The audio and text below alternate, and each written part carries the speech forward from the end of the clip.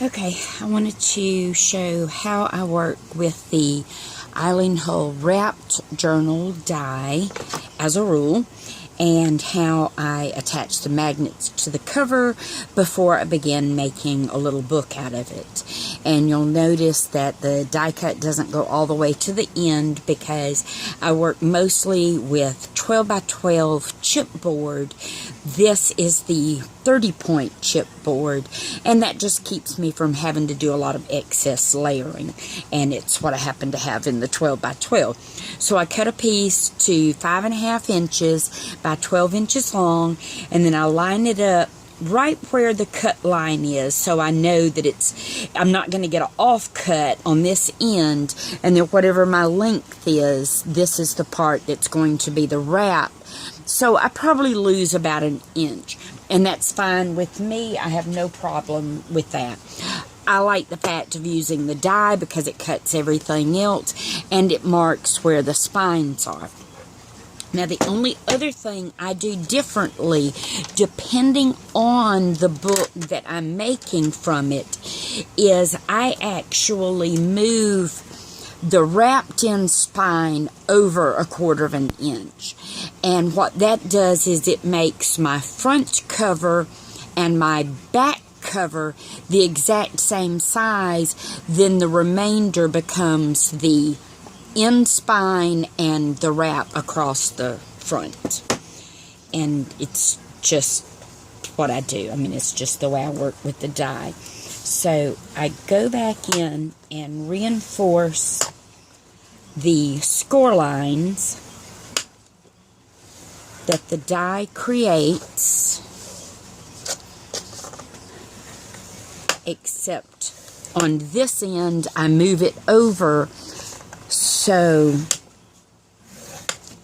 that's from the inside, and then I'm going to do the same thing. I should be using my bone folder instead of the stylus. I usually use this on the 22-point chipboard because it's not as heavy, and it's just habit for me to grab this to use.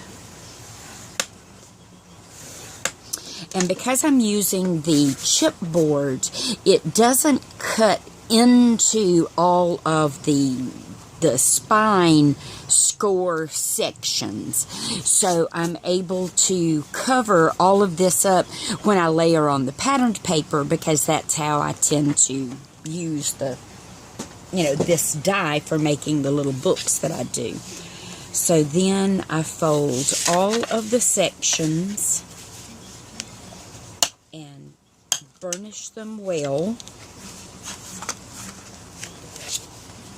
And the main reason I use this and not mat board is because I don't have any mat board.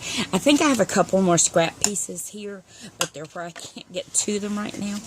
So I just tend to use the chipboard because that's what I have used to make mini books with for so many years, and it's just habit.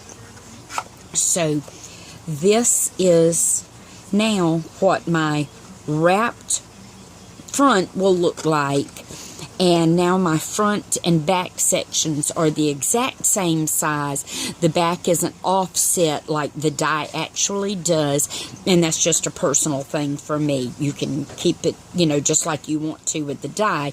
I'm basically just going to show you how I then add the magnets onto the book. But I did go ahead and made a page mechanism to go in this book, and this is just one of my little stacked spine page elements. So each layer is a page section, and then on the central one I've just added 2 flat pages. I don't know if I will add any flat pages to the others, but I did on this. And then once I get all the pattern paper covering the chipboard, then this will be added right here in the center. I'll center it in that spine width, and then this will become my page element for this particular little book. Okay, so let me get everything else lined up and I'll show you how I do the magnets.